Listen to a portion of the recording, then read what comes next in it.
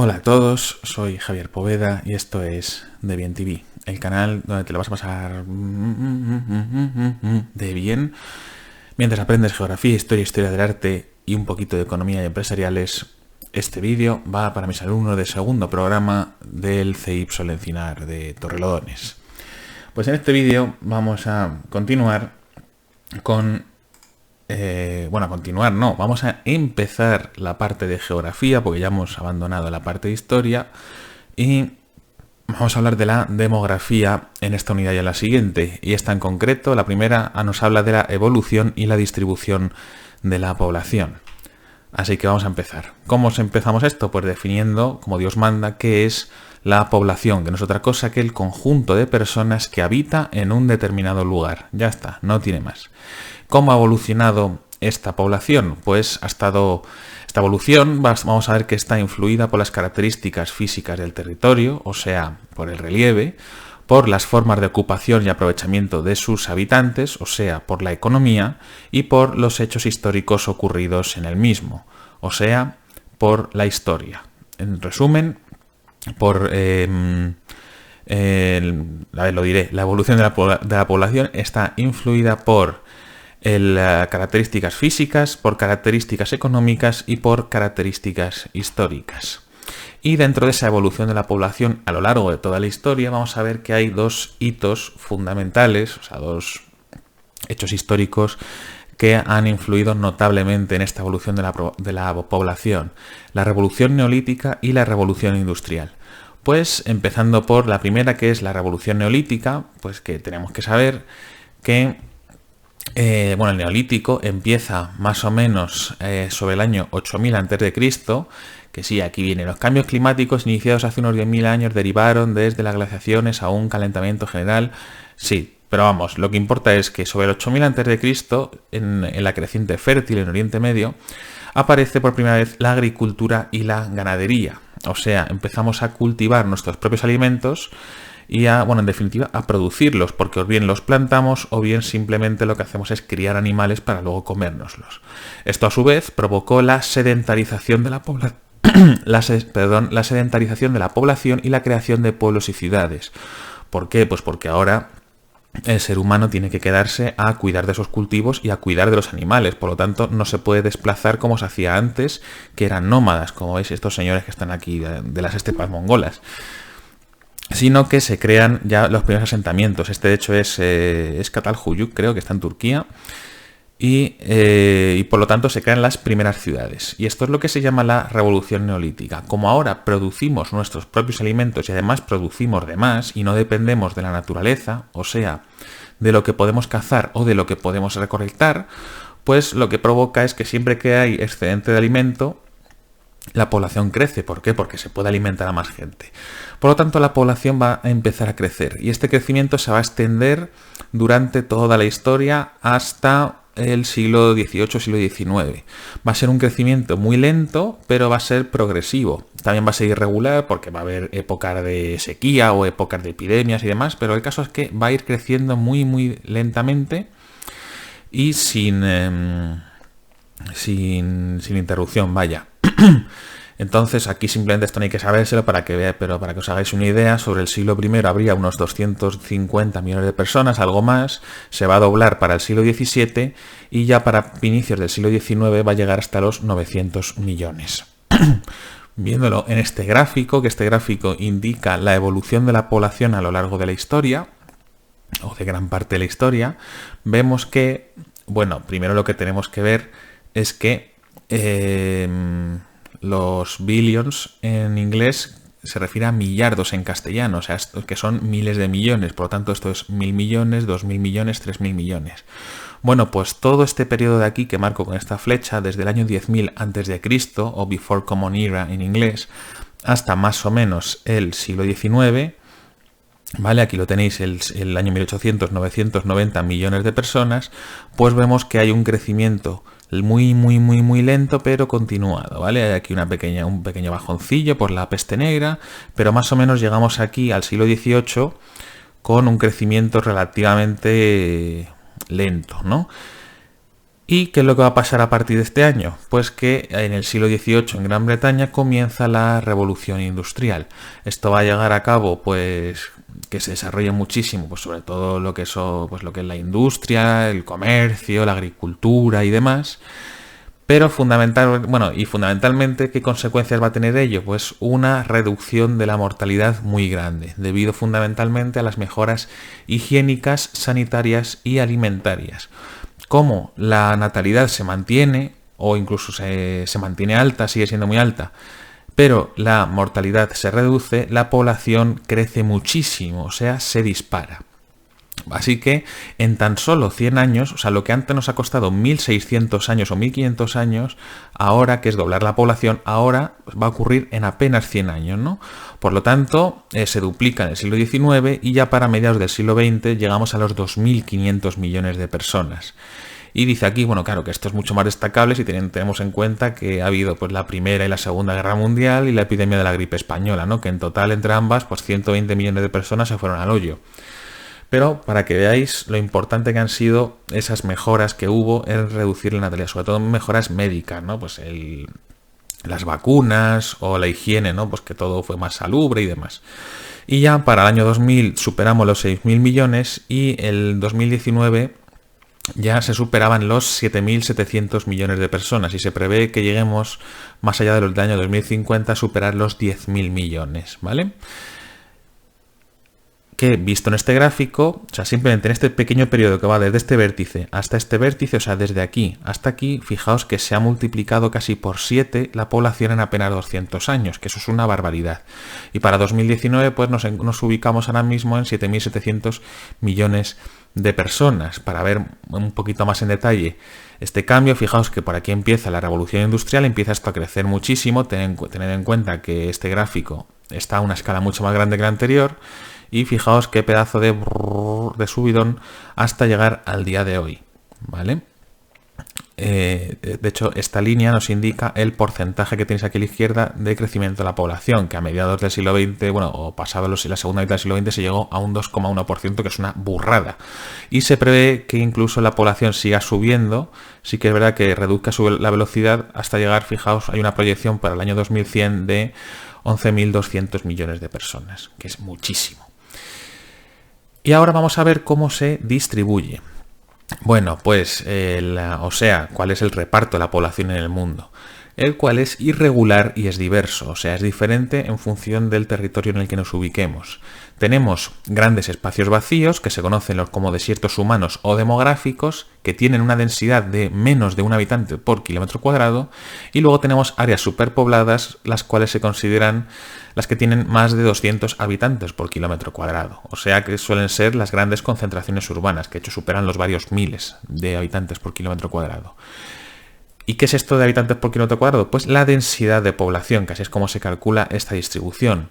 Y la densidad de población no es otra que la proporción que hay entre los habitantes de un lugar y el espacio que ocupan, o sea, el número de individuos por territorio. De hecho, la fórmula para calcularlo es esto: se divide la población, o sea, el número de habitantes, por la superficie medida en kilómetros cuadrados. ¿Y cómo se expresa ese resultado?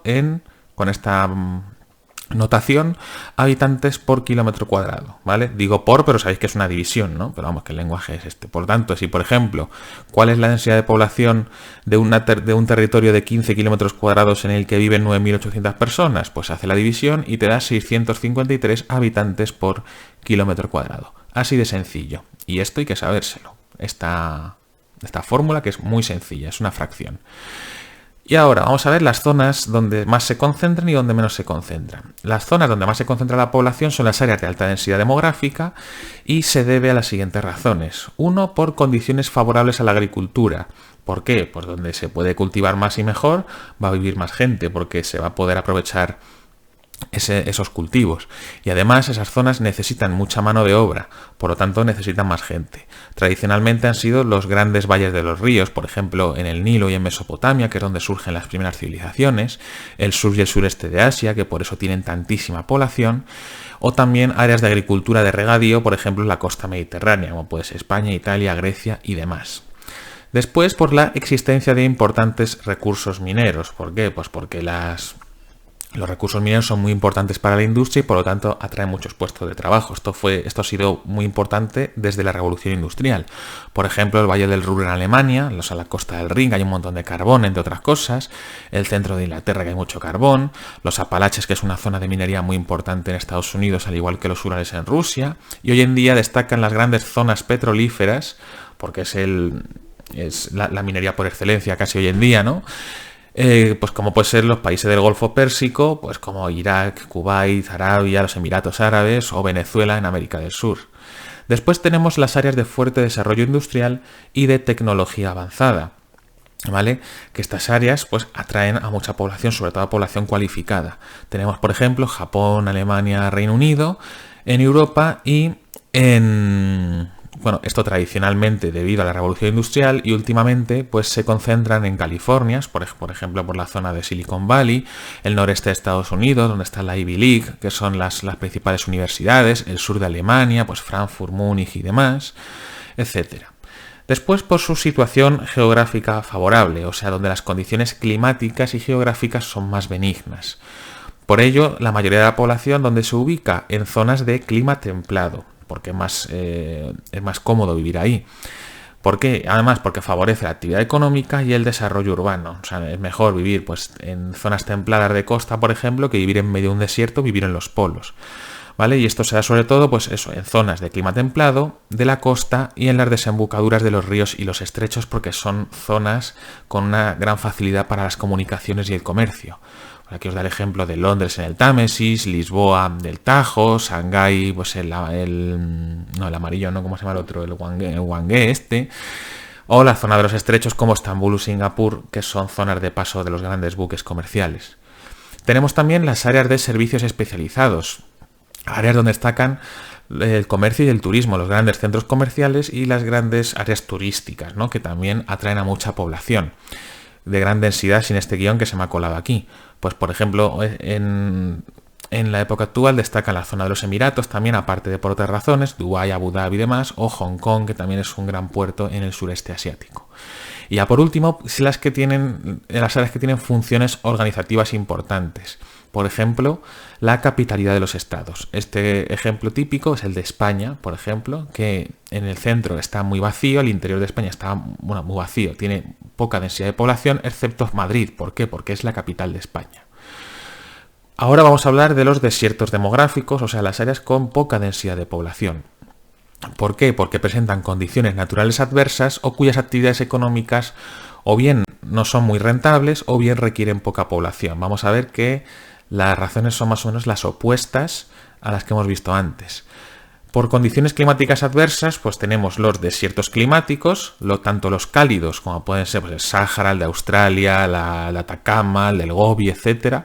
O los helados, que son las zonas árticas y la Antártida, o por ejemplo la zona de Groenlandia. Luego también tenemos áreas semidesérticas que albergan muy poca población, aunque hay algo, como puede ser la Patagonia, el Sahel en África, que está al lado del Sáhara, o las estepas de Asia Central. También por zonas de vegetación extrema, como pueden ser las selvas ecuatoriales y tropicales o los grandes bosques. ¿Por qué? Pues porque para poder vivir ahí, para empezar, tienes que arrasar con ello para poder construir, ¿no? Y entonces son zonas en las que hay poca población, como puede ser el Amazonas, el Congo, Nueva Guinea o en las zonas del norte de Rusia y de Canadá. También por el relieve accidentado. ¿Por qué? Porque la población suele ubicarse en terrenos llanos. ¿Por qué? Porque son mucho más adecuados para la agricultura. Es por ello que las llanuras suelen estar muy pobladas y las montañas suelen ser espacios vacíos o semivacíos, con muy poca densidad de población. Después, por su situación geográfica y poblamiento histórico. Hay territorios que están, digamos, muy alejados del resto de territorios o de los continentes y que por lo tanto su densidad de población es menor, pues como puede ser por ejemplo Oceanía, ¿vale? Por ejemplo las zonas de Australia y Nueva Zelanda, por ejemplo, son áreas que no están muy pobladas porque están muy alejados de las grandes rutas comerciales o del resto de los continentes. Y luego ya por último las áreas de actividades agrícolas extensivas. La agricultura extensiva suele ser la agricultura de secano, que necesita muy poco mantenimiento, o sea, simplemente estar un poco pendientes de ella y ya está. Y por lo tanto requiere de poca mano de obra. Así que necesitan poca población, aparte de porque la mecanización de este tipo de agricultura ya es muy elevada. Esto ocurre, por ejemplo, en el interior de España, pero también en las grandes extensiones de Canadá, de Estados Unidos, de Argentina o de Australia. Y aquí vamos a ver cómo, ya visto todo esto, vamos a ver cómo se distribuye la población en un mapa. En este mapa, cuanto más rojo esté el color, más densidad de población hay. ¿Dónde se concentra la población? Sur de Asia, en la India y sureste de Asia, pues China, Japón, Corea, todo lo que es la Indochina e Indonesia, ¿vale? Y en Europa, pues, porque hay mucha densidad de población, y la mitad este de Estados Unidos y la costa oeste de Estados Unidos, América Central, la costa de América del Sur, ¿vale? Y África Central, sobre todo en la parte esta del Golfo de Guinea. ¿Dónde no se concentra tanta población? Pues en las zonas árticas, la zona ártica y la zona antártica, ¿vale? Los grandes desiertos, el Sáhara, el de Namibia, el australiano, el del Gobi, el desierto de Estados Unidos, etc. También zonas montañosas, por ejemplo la meseta del Tíbet, que vive muy poca gente, aquí está el Himalaya, ¿vale? O tenemos por aquí la zona de las montañas rocosas y demás. Luego también zonas que son muy poco pobladas porque tienen grandes bosques o grandes selvas, pues aquí el Amazonas, aquí el interior de Borneo, Nueva Guinea, los grandes bosques que hay por aquí en Canadá o que están aquí en Rusia, en Asia Central, etcétera, etcétera. Y en general, como podéis ver, la población se suele concentrar más en las costas, ¿vale?, que en zonas de interior. Si os fijáis, en los interiores suelen estar mucho menos poblados que las costas, ¿vale? Y aquí tenemos un mapa de relieve estadístico en el cual las barras, cuanto más altas están, más densidad de población hay. Y esto lo he puesto para que veáis cómo se puede perfilar incluso los bordes de los territorios, las costas. ¿Por qué? Porque la gente, la población se suele concentrar en las zonas costeras, ¿vale? Por eso podemos intuir el contorno de los continentes, más o menos. Y para que veáis una idea de cómo de concentrada está la población en algunos sitios, en este círculo de aquí, que incluye todo, es pues la India, sureste de Asia, China, Japón y demás, vive más gente aquí, dentro de estos territorios, que fuera, que en el resto del mundo. O sea, fijaos lo irregular que es la distribución de la población. O fijaos, por ejemplo, aquí, vive la misma gente en este pequeño territorio rojo de aquí, que es la zona de Bengala en la India y Bangladesh, que en la suma de todas las áreas azules del resto del mapa. Esta es una área que está muy densamente poblada y todo esto, el resto de países, bueno, de países y territorios, son zonas que están muy poco pobladas. Así que aquí, dentro de este pequeño cachito, vive la misma gente que en todo lo azul, en todo el mundo. Y ahora vamos a ver un poquito en España. ¿Qué tenemos que saber en España? Pues que en España, a 2020, tenemos una población de algo más de 47 millones de habitantes y una densidad de población de algo más de 93 habitantes por kilómetro cuadrado, que es relativamente baja, ¿vale? Estos números hay que sabérselos. No exactamente, pero sí más de 47 millones de población, o unos 47 millones y unos 93 habitantes por kilómetro cuadrado. ¿Cómo se distribuye esta población? Pues de manera también desigual. Tenemos zonas con menos densidad de población, ¿vale?, que son las zonas del interior de la península ibérica, excepto Madrid, porque son áreas de agricultura y ganadería extensiva, con poca oferta de trabajo, y luego aparte, por supuesto, los territorios montañosos. ¿Dónde se concentra la población en España?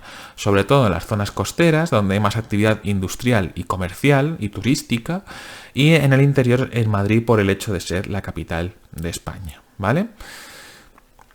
¿Cómo ha evolucionado la población? Pues de una manera similar a cómo ha evolucionado en el resto del mundo. Veis que tenemos aquí un crecimiento relativamente pequeñito, veis, desde 4 hasta 8 millones, tiene altibajos, eso sí es verdad, ¿vale? Y ya cuando llegamos aquí más o menos, que es el principio de la revolución industrial, empieza a ser un crecimiento exponencial hasta llegar a los 47 millones y pico que tenemos en 2020. Aquí lo vemos un poquito más concreto desde la edad moderna. ¿Veis? Un crecimiento sostenido, pero muy lento. Ya cuando llegamos a la zona de la revolución industrial, finales del 18, empieza esto a crecer, aunque la revolución industrial llega un poco más tarde a España, pero se empieza a notar, empieza a crecer, aquí hay algunos bajones por algunas epidemias y demás, y luego ya cuando nos metemos de lleno en el siglo XIX se acelera muchísimo este crecimiento y que dura hasta el día de hoy, aunque se prevé que la población baje debido al crecimiento negativo vegetativo que tenemos, pero eso lo estudiaremos en el próximo tema. Y aquí tenemos un mapa de la densidad de población.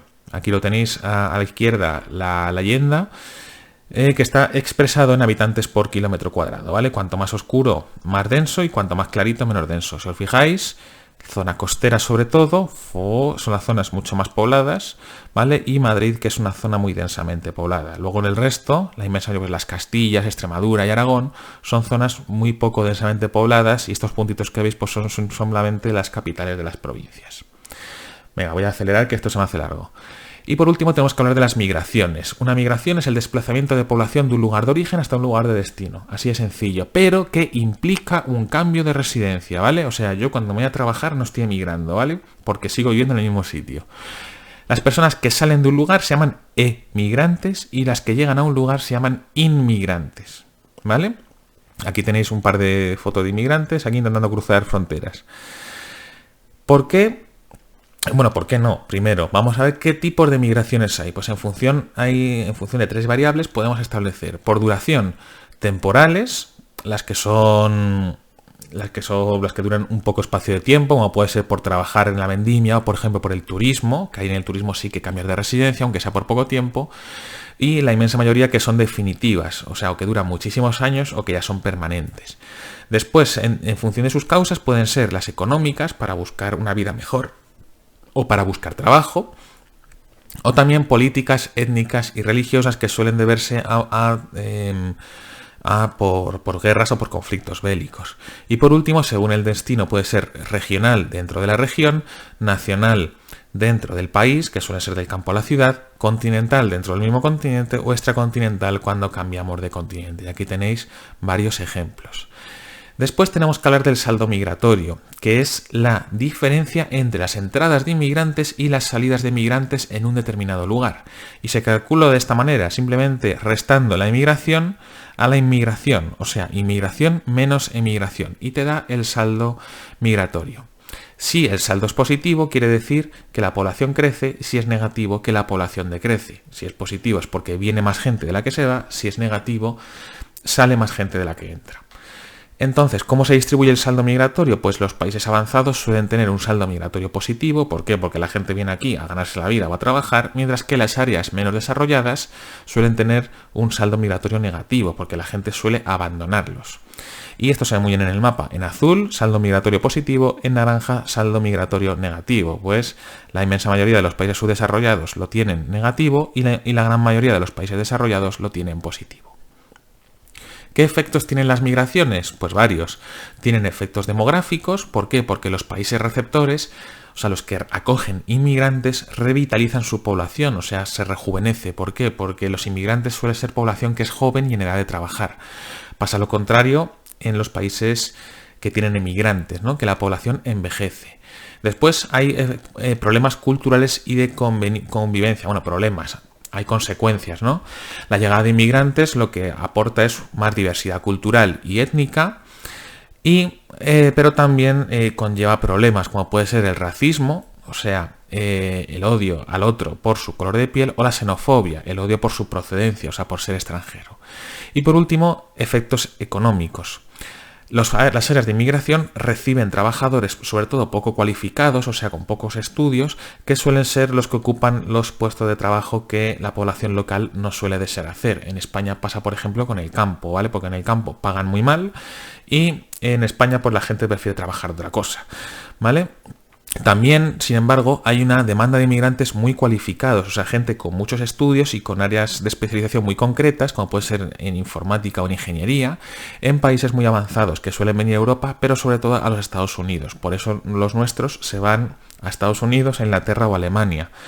Y por otra parte, los inmigrantes pues suelen mejorar sus condiciones de vida, los que llegan a estas zonas desarrolladas, y consiguen formarse y además envían dinero para mantener a sus familias en los lugares de origen, ¿vale? Son las famosas remesas de dinero. Esto hace que favorezca la economía de los países emisores. Y vamos a ver parte de esas consecuencias. Aquí tenemos, por ejemplo, del racismo. Este es el señor George Floyd, que le mató el policía este. Este señor no es un inmigrante, pero es que es el movimiento antirracista que hay hoy en día más bestia, ¿no? Lo del Black Lives Matter y demás, que está de moda. Tiene sus peculiaridades, ¿vale? Porque luego se han vuelto bastante violentos, pero bueno, el caso es que esto pasa. ¿Vale? Esto es un problema endémico que tienen los Estados Unidos. Aquí tenéis un vídeo donde se profieren gritos racistas contra este señor que es Iñaki Williams, extremo de Athletic de Bilbao, que es español, pero es negro. Y entonces, como esto es un país en el que hay mucho cavernícola, pues se burlaban de él, ¿vale? No vamos a ponerlo porque si queréis, pues lo veis y ya está. Luego también un ejemplo pasó, en este caso de xenofobia, contra la población de origen chino en España, cuando estalló la pandemia del coronavirus. Que pues, hubo gente que se metió con los chinos porque, claro, como el virus viene de ahí, pues claro, es un chino, tiene el virus y tal. Eso es ser imbécil, ¿no? El que piensa estas cosas. Pero el caso es que pasó y por eso sale esta chica manifestándose. Y ya vamos a ir terminando. Primero, hablando de las migraciones históricas en España, que lo voy a dejar así de manera breve. Tenemos las migraciones del siglo V de los grupos germánicos, las hemos estudiado en la Edad Media. Tenemos la migración de los pueblos musulmanes a partir de 711, que también lo hemos estudiado en la Edad Media. Y en la Edad Moderna vamos a ver que va a haber una gran corriente de emigración hacia América desde el descubrimiento. Desde América va a ir un montón, en España, un montón de gente a vivirse allí, a vivirse no a vivir ahí, y que va a durar hasta comienzos del siglo XX, ¿vale? Y esto, de hecho, no solamente desde España, sino que desde el resto de Europa, y por eso hoy en día hay una gran población de origen, pues por ejemplo, gallego en la zona de Sudamérica, de Argentina y Uruguay sobre todo, o por ejemplo en Venezuela de gente de Canarias, o incluso del País Vasco. Luego, en la década de los años 60 y 70 del siglo XX, vamos a ver una gran corriente migratoria desde el campo a la ciudad, ¿vale? Porque los campesinos fueron a las ciudades a conseguir trabajo, y luego también una migración exterior hacia los países europeos, por ejemplo, Francia y Alemania o Suiza, ¿vale? Seguramente tengamos todos un familiar o los abuelos que tuvieron que emigrar cuando eran jóvenes. Y ya por último, el último gran movimiento migratorio ha sido en la primera década del siglo XXI, cuando hemos recibido en España algo más de 5 millones de inmigrantes de todos los lados, ¿no? Tanto sudamericanos como de Europa Central, Rumanía y Bulgaria sobre todo, como de África, pues de Marruecos o de China. Y también tenemos un montón de inmigrantes que son los jubilados de países de la Unión Europea, que suelen ser los ingleses y los alemanes, que que se concentran en las zonas costeras. Fotitos, aquí tenéis los mapas de las migraciones germánicas, de la expansión islámica, aquí no me centro porque ya lo hemos estudiado. Aquí tenemos un anuncio en el que se anuncia un vapor para Puerto Rico y Habana, que eran colonias españolas en aquella época. Tenemos una foto cuando llega el trabajador número 1.000.000 de la península ibérica a Alemania. Fijaos, que tuvo suerte se llevó esta moto, pero fijaos la cantidad de gente que tuvo que emigrar. Y tenemos las migraciones desde el campo a la ciudad en España, pues también al resto del mundo y Europa, pero sobre todo desde las zonas menos favorecidas de España, con más económicamente deprimidas, como pueden ser las dos Castillas, Aragón, Extremadura, Andalucía, que fueron a las zonas más industrializadas, donde había más trabajo, la Comunidad de Madrid, País Vasco y Cataluña y Valencia. Y esto es una infografía sobre la inmigración que hay hoy en día, en la que se suelen ir los jóvenes y nos vamos a países de Europa y de Estados Unidos y demás. Esto simplemente, si lo queréis leer, es bastante interesante. Luego, dentro de las migraciones históricas, ya a modo informativo, pues tenemos las grandes migraciones que hubo con las conquistas mongolas de Gengis Khan. Tenemos el tráfico de esclavos negros, donde salieron millones de negros desde África, sobre todo a trabajar a las plantaciones de América. Y tenemos las migraciones históricas de la edad contemporánea, que es sobre todo desde Europa a los Estados Unidos, a Sudamérica, y luego otras como desde Asia hasta Australia o desde Rusia hasta Siberia. Y ahora las migraciones actuales se concentran, durante el siglo XXI se concentran sobre todo en estas zonas. Muchas más, pero estas son las más importantes. La Unión Europea, que recibe emigrantes de África, Asia y América del Sur. ¿Por qué? Debido a nuestro elevado desarrollo económico, el nivel de vida, la tolerancia, etcétera, etcétera, ¿vale? Y actualmente, sobre todo, estamos recibiendo refugiados procedentes de zonas de guerra, sobre todo de Oriente Medio, por ejemplo, la guerra civil de Siria o en Libia. Después, Estados Unidos y Canadá suelen recibir latinoamericanos y asiáticos, aunque también algunos europeos que están muy cualificados, ¿vale? Siempre hay algún español, por ejemplo, que está en una universidad que no veas de Estados Unidos y que descubre un montón de cosas y pues al final se lo llevan los americanos, normal, reciben un sueldo digno allí. En China hay una gran migración desde las áreas rurales a las áreas urbanas, y fijaos, 300 millones de personas, y luego últimamente están recibiendo inmigrantes las áreas de gran desarrollo tecnológico en la península de Arabia, o sea, en el Golfo Pérsico, como pueden ser Arabia Saudí o los Emiratos Árabes Unidos, que es una zona de gran desarrollo. ¿Por qué? Pues porque nadan en billetes. Aquí tenemos algunas fotitos, por ejemplo, los refugiados que están de Siria esperando a entrar a la Unión Europea, en la frontera griega, o aquí en la frontera entre Serbia y Hungría, igual para entrar. Y nos queda ya por último hablar de la migración irregular, que son aquellas corrientes migratorias que no están acordadas y no están reguladas por los estados, o sea, lo que vulgarmente se le llama los sin papeles. Y de este tipo destacan 3 lugares, que son la costa norteafricana y el Mediterráneo oriental, pues por ejemplo el área del estrecho de Gibraltar, el sur de Italia o la zona del mar Egeo entre Turquía y Grecia, que son puntos de conflicto migratorio. Pues la parte nuestra, pues estamos hartos de ver en las noticias la llegada de pateras, por ejemplo, ¿no? De los cayucos. Y esto suele ser por gente que huye o bien de las guerras o bien pues que vienen de África a buscar un futuro mejor. En la frontera sur de Estados Unidos suelen pasar mexicanos y latinoamericanos hacia los Estados Unidos, ¿vale? Todo lo que es la frontera sur. Y luego en el Canal de la Mancha, que es el estrecho que separa las Islas Británicas de Francia, en el cual también hay mucha gente que intenta pasar a Gran Bretaña por el Eurotúnel, y también suele ser un foco de conflicto. Esto es el paso de la frontera entre México y Estados Unidos, ¿vale? Esto es el Océano Pacífico, en la zona de California. Aquí tenemos la llegada de inmigrantes africanos al muelle de Arguineguín en las Islas Canarias, que pasó hace unos meses simplemente. O también cuando intentan cruzar la valla que separa Ceuta y Melilla, ¿vale? Que es una valla enorme, pero que aún así lo consiguen, porque hacen asaltos organizados, claro. Este es un campo de refugiados que hubo en la zona de Calais, que es la parte francesa del Eurotúnel. O sea, fijaos la cantidad de gente que estaba aquí concentrada viviendo en estas condiciones. Y fin. Este pobre niño es Aylan Kurdi, que se hizo famoso o fue muy relevante hace ya 6 años, cuando hubo esa gran oleada de inmigrantes en la guerra civil siria e intentaban cruzar hacia Grecia en barco, ¿no? Y este pobre niño pues se murió ahogado y se quedó varado en la playa. Y esta foto pues que ilustra muy bien cuál es el drama de la inmigración irregular.